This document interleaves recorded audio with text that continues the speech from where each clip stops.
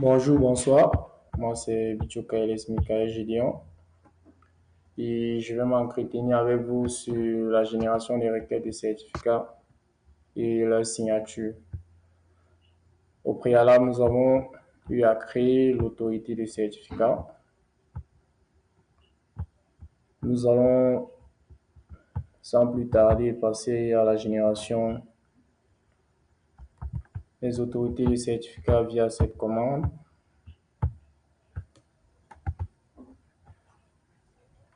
Nous allons confirmer par yes.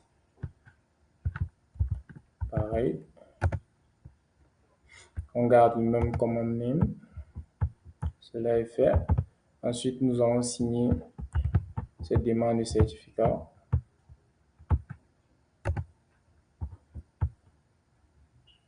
D'accord.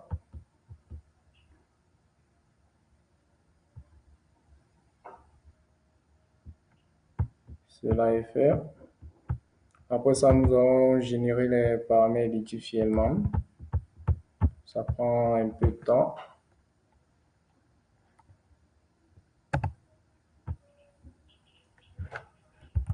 Nous allons overwrite, vu que ça a déjà été fait au préalable. Après ça, nous allons créer une clé secrète, HMAC. Cette clé, c'est une couche supplémentaire contre les attaques d'os et les balayages de porc. Donc la commande est la suivante. Nous allons attendre que les paramètres difficilement soient générés.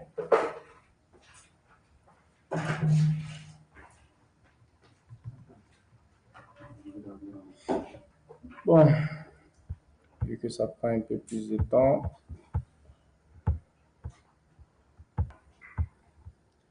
et bien, nous allons finir avec la génération de la clé différemment. Nous allons faire des paramètres différents. Nous allons créer la clé secrète. C'est fait. Après cela, nous allons nous diriger dans le répertoire OpenVPN Server. Nous allons créer d'abord ce répertoire, copier les éléments tels que l'autorité des certificats, racine,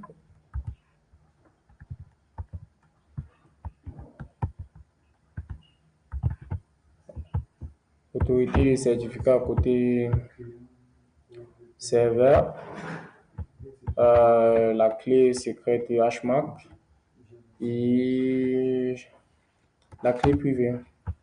Une fois ce dernier fait, nous allons créer notre fichier de configuration.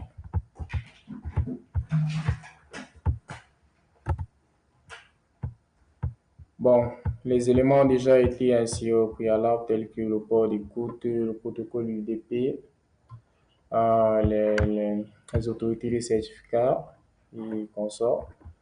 Nous allons juste sortir. Après cette étape, nous allons activer et démarrer OpenVPN.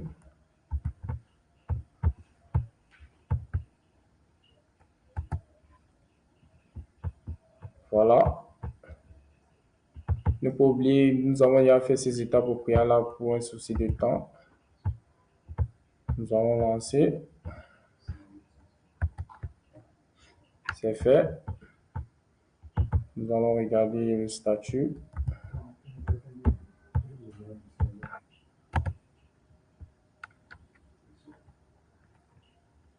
Tout s'est passé avec succès.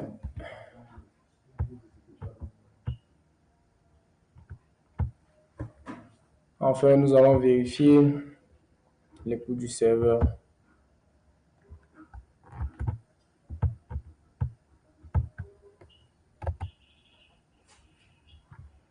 Voilà, c'était bon pour ma partie. C'était Bichokaeles Mikael.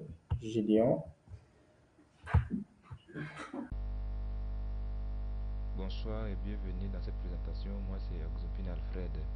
Ici, dans cette présentation, ce qui me concerne, je vais vous ici montrer comment générer le certificat du client à travers les commandes sudo qu'on va copier et coller. Parce que les commandes, nous avons déjà généré ça quelque part.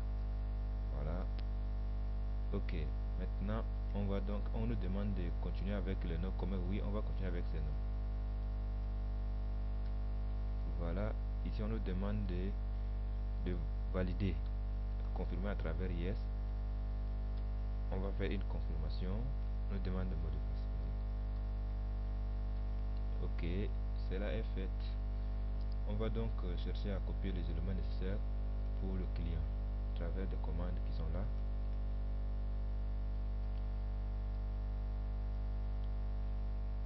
Après avoir fini cette étape, ce qu'on va faire, c'est générer le fichier de configuration OVPN à travers le commande sudo nano etc.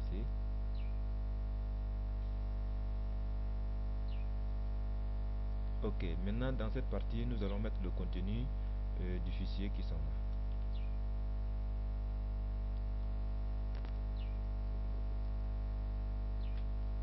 Voilà, c'est à partir de cela qu'on peut donner le fichier au client pour qu'il puisse configurer afin de se connecter au serveur pour la communication. Alors, ça prend fin cette présentation. Je peux donc céder la place à l'un de mes camarades afin de continuer la suite. Merci. Nous voici donc arrivés sur la partie configuration et déploiement. Et ce que vous avez parmi l'idée, nous allons entretenir sur cette partie. D'abord, installons le fichier. Nous allons installer Squid sur notre serveur. Une fois Squid installé, nous allons donc voir si cela est fonctionnel. Donc d'abord, on va démarrer Squid. Démarrons. Ok, Squid est démarré. Nous devons voir si cela a été démarré, c'est-à-dire si cela est fonctionnel vraiment. Nous avons démarré et maintenant nous allons voir si c'est fonctionnel. Ok, nous pouvons voir que c'est actif et en cours d'exécution. Accédons maintenant au fichier de configuration. Accédons au fichier de configuration, nous allons faire CTRL-C. Voilà le fichier de configuration. Par défaut, nous avons déjà mis l'accès à YouTube, l'accès à Facebook. Ici, nous allons bloquer toutes les connexions Facebook ou YouTube du client. Et pour pouvoir bloquer cet accès, on vous doit d'abord faire passer la connexion du client vers le serveur et ensuite filtrer, ensuite rediriger vers l'Internet. Pour cela, on va utiliser la commande iptable, sudo iptable-nat.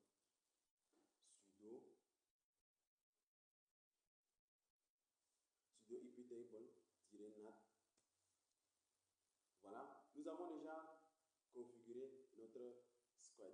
Nous avons eu à rediriger la connexion vers l'Internet et rediriger la connexion vers le serveur. Et donc, qu'est-ce qui va se passer? On va encore voir le statut. Regardons le statut si cela est fonctionnel. Si ce n'est pas encore fonctionnel, nous allons démarrer. Ok, cela est fonctionnel. Donc, allons sur notre client et puis tester. D'abord, je vous précise que le client et notre serveur VPN sont dans le même réseau. Ici, nous sommes sur le client. On va donc ouvrir notre fichier OpenVPN. OpenVPN, vu qu'on est dans le même sous-réseau, on va directement lancer la connexion. On va lancer la connexion, nous connecter avec succès. On va revenir. Nous allons tester l'accès à Facebook. Nous allons tester l'accès à Facebook. HTTP facebook.com. Voilà, c'est inaccessible. On va aussi tester la connectivité à YouTube. youtube.com.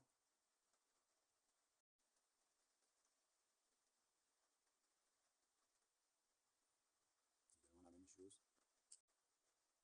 Revenir désactiver le VPN. On va désactiver le VPN.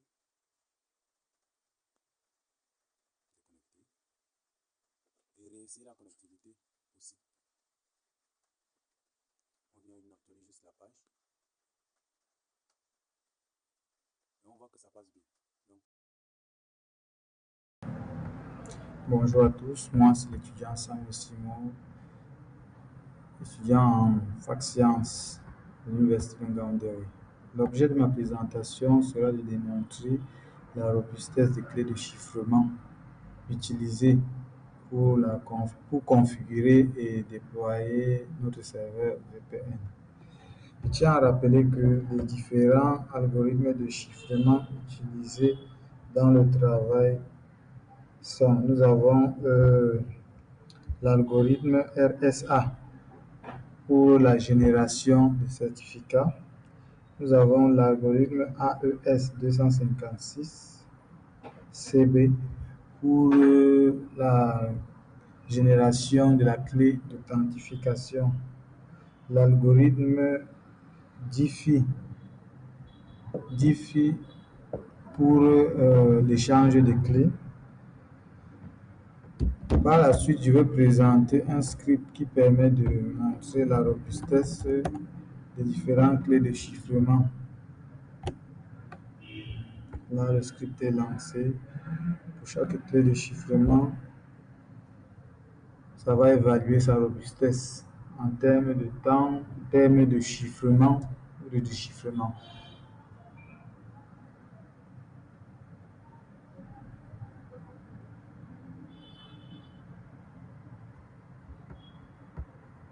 Bon, et là, sur les premières lignes, on peut interpréter que pour l'algorithme de chiffrement AES 128 bits CBC, pour un